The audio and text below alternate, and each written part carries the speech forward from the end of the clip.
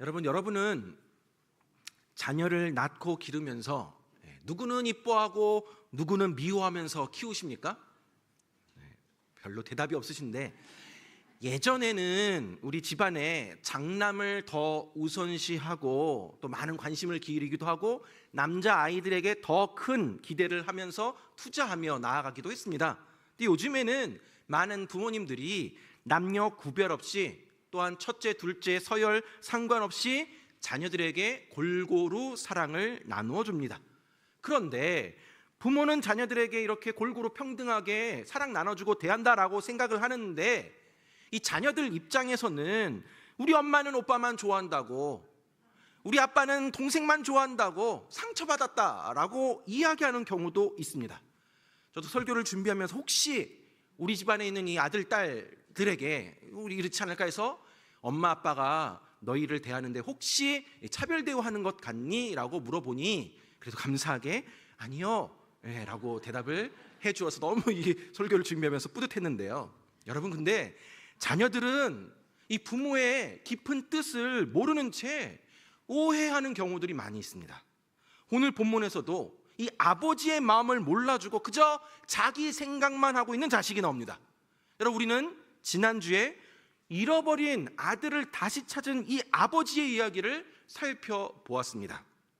오늘 우리가 살펴볼 본문은 바로 그 뒤의 이야기입니다. 자, 아버지는 잃어버린 아들을 다시 찾아서 죽었다고 생각한 그 아이들이 다시 돌아와서 너무나도 기뻐하면서 온 동네 사람들 불러다가 큰 잔치를 벌입니다. 그런데 전혀 기뻐하지 않는 사람이 있습니다. 집 나간 사람이 돌아왔는데 기뻐하기는커녕 화가 잔뜩 난 사람이 있습니다. 잔치가 벌어지고 있는데, 그리고 모두 즐거워하고 있는데 이 잔치에 참여하지 않고 있는 사람이 있습니다. 그가 바로 큰 아들입니다. 아버지는 아들이 다시 돌아와서 기뻐하면서 온 동네 사람들을 불러서 잔치를 벌입니다. 그렇게 한창 잔치가 벌어지고 있는 가운데 밭에 나갔던 맏아들, 큰 아들이 돌아옵니다. 집에 점점 가까웠을 때 풍악과 춤추는 소리를 듣고 한 종을 불러서 이게 무슨 일이냐라고 묻습니다. 그러자 종이 대답을 하는데, 집 나갔던 동생이 돌아왔습니다. 그래서 지금 잔치를 벌이고 있습니다 라고 대답을 합니다. 이 종의 이야기를 들은 큰 아들의 반응이 어떠합니까? 오늘 보면 28절 말씀 볼까요? 28절 말씀에 보니까 그가 노하여 들어가고자 하지 아니하거늘 아버지가 나와서 권한대 라고 나와 있습니다. 지금 큰아들이 지금 화가 잔뜩 나 있습니다. 집에 들어가기를 싫어합니다. 그래서 아버지가 나와서 같이 들어가서 함께 즐기자라고 권합니다. 하지만 이 아들은 오히려 아버지에게 서운한 마음을 분출하며 분노합니다. 29절 30절 말씀 보니까 아버지께 대답하여 이르되 내가 여러 해 아버지를 섬겨 명을 어김이 없거늘 내게는 염소 새끼라도 주어 나와 내 벗으로 즐기게 하신 일이 없더니 아버지의 살림을 창녀들과 함께 삼켜버린 이 아들이 돌아오매 이를 위하여 살진 송아지를 잡으셨나이다 라고 합니다. 지금 큰아들은 왜 노하였고 왜 집에 들어가기를 싫어하고 왜 아버지에게 섭섭한 마음이 들고 있는 것일까요? 그것은 바로 이 큰아들이 자기중심적으로 생각하고 있기 때문입니다.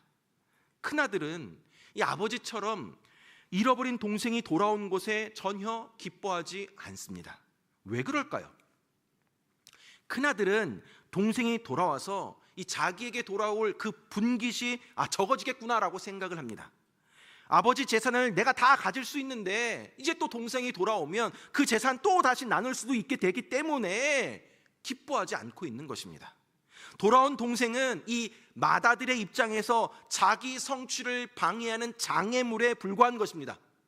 그것이 이제 동생에 대한 표현에 담겨 있는데 이 큰 아들은 자기 동생을 한 번도 내 동생이라고 표현하지 않습니다. 큰 아들은 이 동생을 어떻게 표현하냐면 아버지의 살림을 창녀들과 함께 삼켜버린 이 아들이라고 말하고 있습니다. 동생을 동생이라 부르지 않고 형제를 형제로 인정하지 않으려고 의도적으로 그런 표현을 하고 있는 것입니다. 동생을 그저 창녀와 어울려서 아버지 재산 다 날려먹은 죄인 취급하고 있는 것입니다. 큰아들은 이 둘째 아들이 돌아왔기 때문에 아버지의 재산도 또 아버지의 사랑도 다 빼앗기고 있다라고 생각을 하고 있습니다. 물질이 아까운 것만 생각하고 동생이 귀하다라는 생각은 전혀 하지 못하고 있는 상황입니다. 또한 이 큰 아들의 자기중심적인 생각은 아버지의 마음도 오해하게 만들었습니다. 맏아들은 집 나간 동생을 늘 기다리면서 한숨을 짓고 있던 그 아버지의 모습을 한두 번 본 것이 아니었을 텐데 지금 그 아들이 돌아와서 아버지가 기뻐하며 잔치를 벌이고 있는 것에 대해서 전혀 공감해 주고 있지 않습니다. 맏아들은 아버지의 기쁨이 어디에 있는지 전혀 모릅니다. 그저 자기 생각만 합니다. 나는 이렇게 열심히 했는데 나한테는 이런 잔치상 베풀어 주신 적도 없는 그 아버지에 대한 섭섭함과 아쉬움과 억울함이 지금 분노로 표현되고 있는 것입니다. 큰아들은 내가 여러 해 아버지를 섬겨 명을 어김이 없거늘 이라면서 자기가 집에서 아버지를 섬기느라고 힘들게 고생했다라는 것을 강조하고 있습니다. 여기서 섬겨라는 말은 종살이를 하였다라는 뜻입니다. 그러니까 맏아들은 여러 해 동안 내가 아버지 집에서 종살이를 했다라는 것입니다. 큰아들은 아들인데 아들이면서도 아들처럼 살지 못하고 그저 그 집안의 종의 마음을 가지고 일하고 있었던 것입니다. 아버지의 은혜와 사랑을 알고 감사함으로 섬겨야 하는데 그렇지 못했던 것입니다. 아버지와 아들의 그 은혜로운 관계를 그저 종과 주인의 관계로 여겼습니다. 내가 이렇게 열심히 일하고 내가 이렇게 수고하는데도 누구 하나 알아주거나 인정해주지 아니하고 염소 새끼 한 마리라도 보상해주지 않는다라는 것이죠. 아버지 집에서 일할 수 있는 그 자체가 축복인 것을 전혀 알지 못했습니다. 그러면서 억지로 의무감으로 종살이하는 마음으로 살아갔던 것입니다. 맏아들은 아버지와의 이 친밀한 관계보다도 아버지의 재산에 더 많은 관심을 가지고 있습니다. 그래서 아버지 앞에서 열심히 일합니다. 그러나 그 열심 안에는 맏아들의 욕망이 숨겨져 있습니다. 아버지를 위해 열심히 일한다라고 하지만 실은 아버지의 마음과는 전혀 관계없이 그저 자기 성취, 자기 만족을 위한 열심을 보여주고 있습니다. 이러한 자기 중심적인 맏아들의 모습에 아버지는 어떤 마음이 들었을까요? 몸은 늘 자기와 한 집에 있었지만 마음은 늘 자신을 떠나 있었던 큰아들, 나를 위해서 일하는 것 같지만 그 모든 마음의 중심에는 내가 가지고 있는 재산에 눈독 들이고 있었던 이 큰아들의 모습에 아마 그 아버지는 너무나도 마음이 아팠을 것입니다. 아버지는 이런 아들의 모습에 안타까워하면서 이렇게 말합니다.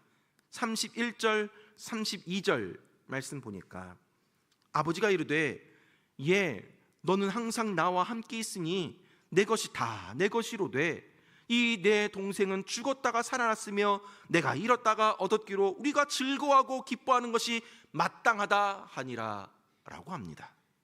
아버지는 맏아들에게 아들아, 넌 언제나 나와 함께 있었으니 내가 가지고 있는 모든 것이 다 네 것이란다. 네 동생은 죽었다가 다시 살아났고 잃었다가 다시 찾았으니 우리가 즐거워하며 기뻐하는 것이 마땅하지 않겠냐? 라고 말하고 있는 것입니다. 아버지는 내 것이 다 너의 것이다 라고 말하고 있습니다. 아버지는 큰아들에게 자기의 모든 것을 주셨습니다. 그럼에도 큰아들은 그것을 깨닫지 못하고 아버지를 오해하고 있습니다. 방탕하게 살다가 돌아온 둘째 아들에게 큰 이 잔치를 베풀어주는 그런 아버지라면 아버지 밑에서 충성되게 일한 그 큰아들에게는 얼마나 더 큰 것을 주시겠습니까? 얼마나 더 잘해주시겠습니까? 그럼에도 불구하고 큰아들은 염소 새끼 한 마리라도 안 잡아주고 그저 일만 시키는 그런 아버지로 오해하고 있습니다. 맏아들을 향한 아버지의 사랑은 단 한 번도 변한 적이 없는데 맏아들은 아버지가 자기는 사랑하지 아니하고 동생만 사랑한다라고 생각을 합니다. 맏아들은 아버지의 마음을 몰라주고 오해하고 있습니다. 사랑하는 여러분, 지난주에도 말씀을 드렸다시피 이 누가복음 15장에는 세 가지의 비유가 나옵니다. 기억나십니까? 잃어버린 양을 찾은 목자, 그리고 잃어버린 드라크마를 찾는 여인, 그리고 잃어버린 아들을 다시 찾는 아버지 이야기였습니다. 근데 그 모든 것들이 다 하나님을 비유한다라고 말씀드렸습니다. 하나님의 가장 큰 기쁨은 잃어버린 영혼들을 다시 찾는 것입니다. 하나님의 품을 떠난 죄인들이 돌아오는 것을 가장 기뻐하십니다. 죄인 하나가 회개하면 하늘에서는 회개할 것 없는 의인 99으로 인하여 기뻐하는 것보다 더한다고 하였습니다. 그런데 마지막 비유인 이 잃어버린 아들을 다시 찾은 아버지의 이야기는 아들이 돌아와서 모두 다 기뻐하며 잔치를 벌였다라는 것을 끝나지 아니하고 그 맏아들의 이야기로 이어지게 되고 맏아들의 이야기로 마무리가 됩니다. 예수님은 왜 굳이 돌아온 탕자 이야기로 끝내지 아니하고 이 맏아들의 이야기를 집어넣으셨을까요? 그것은 예수님이 앞선 이 세 가지 비유를 말씀하시게 된 그 이유, 배경에서 찾아볼 수가 있습니다. 누가복음 15장 1절에서 2절까지 말씀을 보면 모든 세리와 죄인들이 말씀을 들으러 가까이 나오니 바리새인과 서기관들이 수군거려 이르되 이 사람이 죄인을 영접하고 음식을 같이 먹는다 하더라 라고 나와 있습니다. 자, 모든 세리와 죄인들이 지금 예수님의 말씀을 사모해서 예수님 앞으로 막 몰려들었습니다. 당시에 이 유대 사회 지도층들은 죄인과 세리들을 사람 취급하지 않았습니다. 무시했습니다. 가까이 하지 않았습니다. 상종도 하지 않았습니다. 그런데 그런 죄인들과 세리들이 지금 예수님께 몰려들고 있는 것입니다. 그러자 바리새인과 율법학자 서기관들이 사람들 앞에서 이 예수님이 죄인들과 세리들과 함께 음식을 먹는다 라면서 수군거립니다. 비아냥거립니다. 이때 예수님께서 죄인들과 세리들을 사람 취급하지 않고 있었던 바리새인과 서기관들을 향하여서 이 세 가지의 비유를 말씀하신 것입니다. 한 마리 양을 찾아다니는 목자의 사랑 이야기, 한 드라크마를 찾고 기뻐하는 여인의 이야기, 한 아들이 아버지 품으로 돌아왔을 때 잘못 따지지 아니하고 그저 사랑으로 품어내는 아버지의 사랑 이야기를 해주십니다.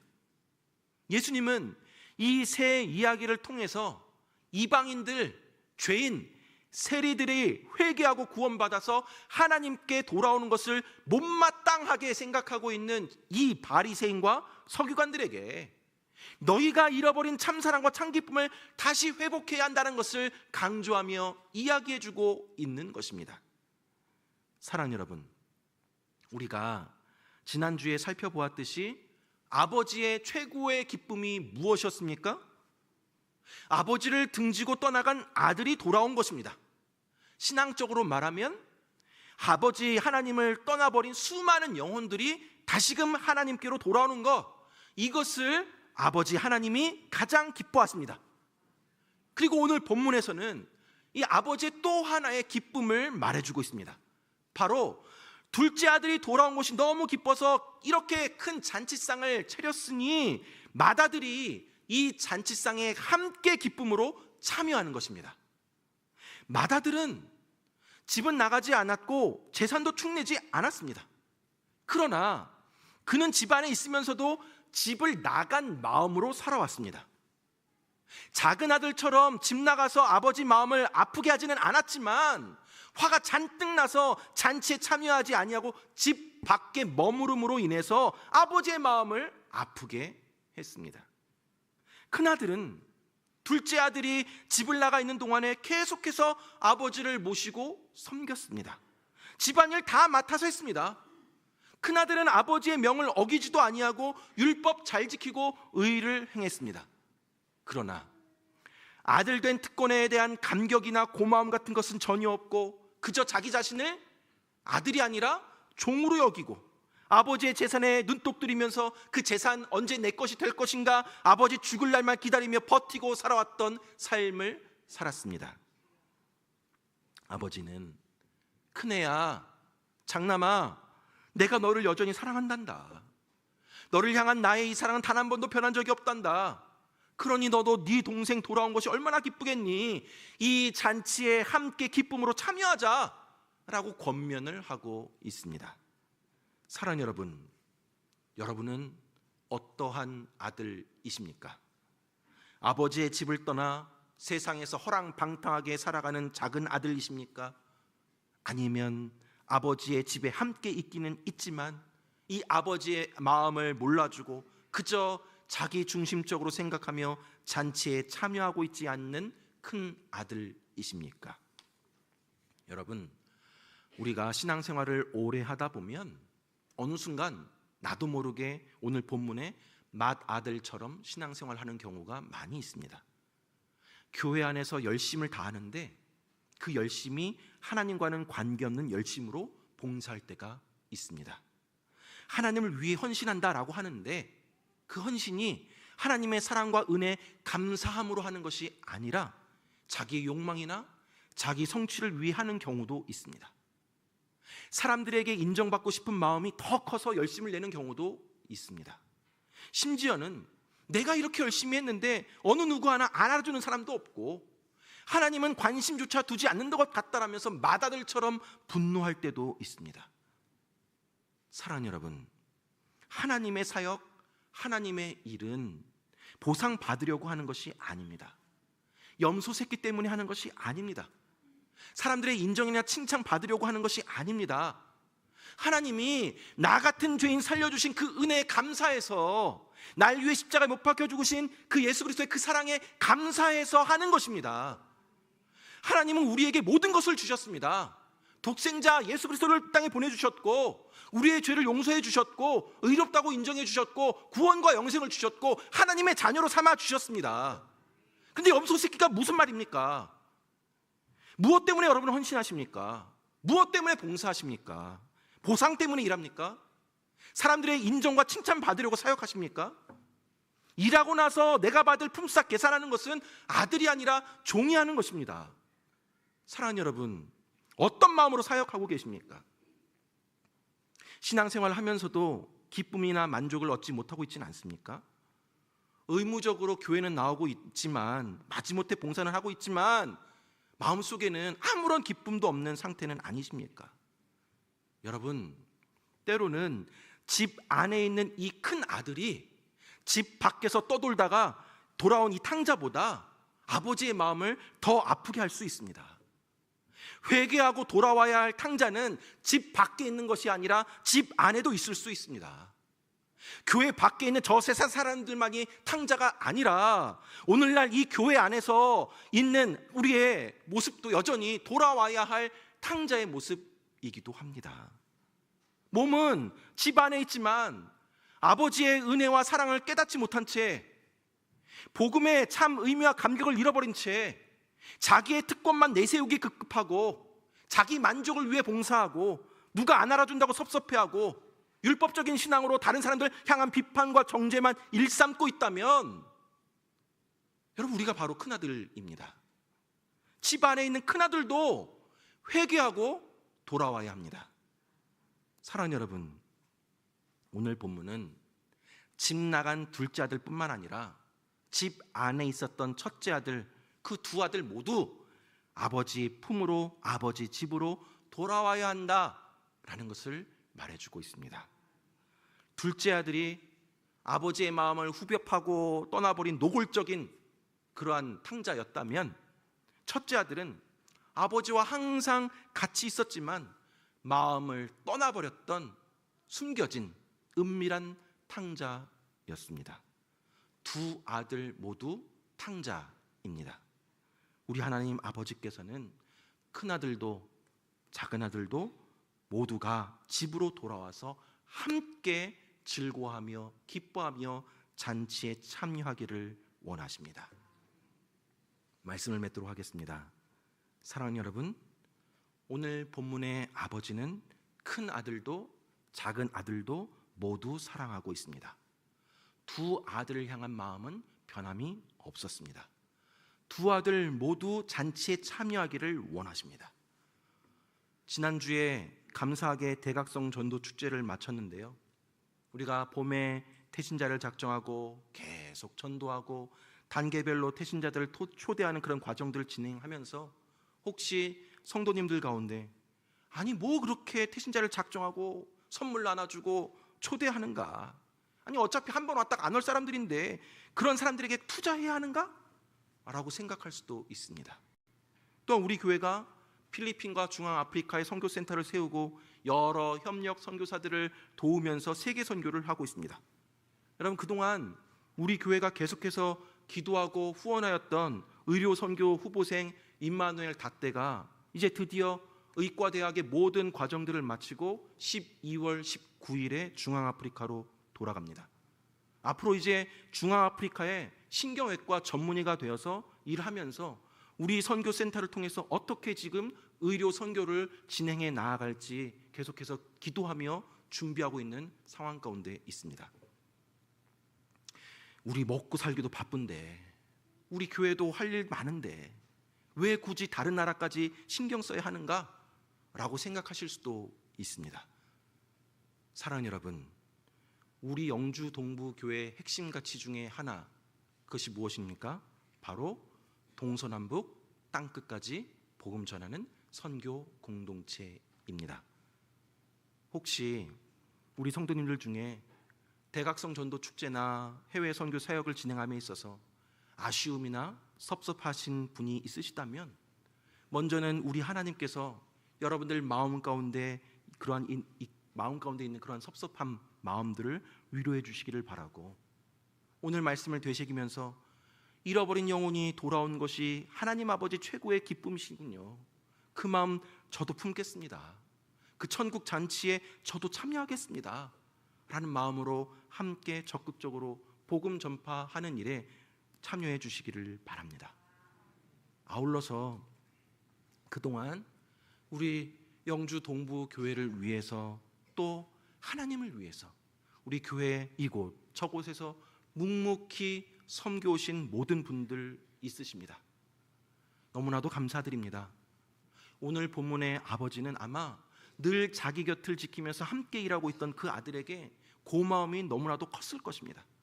아버지가 그 아들에게, 큰 아들에게, 너는 항상 나와 함께 있으니 내 것이 다 너의 것이란다 라고 하고 있는 이 말이 바로 하나님이 여러분들에게 전해주시는 말씀입니다. 사랑하는 김 목사야, 사랑하는 아무개 장로야, 사랑하는 아무개 권사야, 사랑하는 아무개 집사야, 사랑하는 아무개 성도야, 나와 항상 함께 있어줘서 고맙다. 내 것이 다 너의 것이란다. 너의 수고, 너의 헌신, 남들은 다 몰라줘도 나는 다 안단다. 내가 너를 사랑한단다. 그 사랑은 변함이 없단다. 여러분, 이것이 바로 마다들과 같은 우리들을 향한 하나님 아버지의 마음이십니다. 하나님은 우리를 향한 그 사랑을 한 번도 놓으신 적이 없습니다. 하나님과 함께 있는 것, 하나님의 사랑과 은혜에 감사함으로 헌신하며 봉사하는 것, 그것이 그 어느 것보다 가장 복된 일임을 깨닫고 우리 아버지 되시는 하나님을 기쁘게 나아가는 저와 여러분들 되길 주님의 이름으로 축원합니다.